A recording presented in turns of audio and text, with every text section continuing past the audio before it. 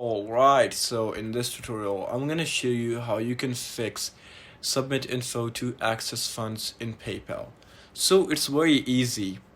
So if your money is stuck, don't worry, just follow these steps and you're good to go.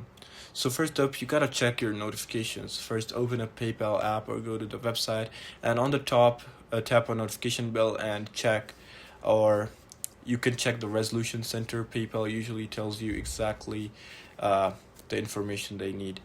All right, now you gotta go to resolution center. So here you'll see a message like submit required information. Click on the start process. So on resolution center you'll see the option of start process, so you just gotta press on that, and then after that you gotta verify your identity. Most of the time PayPal is asking for identity verification. You may need to upload your CNIC or passport or a selfie or verification, and it could be proof of address like a bill, and make sure everything is clear and it matches your account details. And after that, just confirm your email and phone. Just put your phone number and email if they're not verified, and PayPal may limit your account. Sometimes people ask you to link a bank account to your debit or credit card. Add your details and confirm there.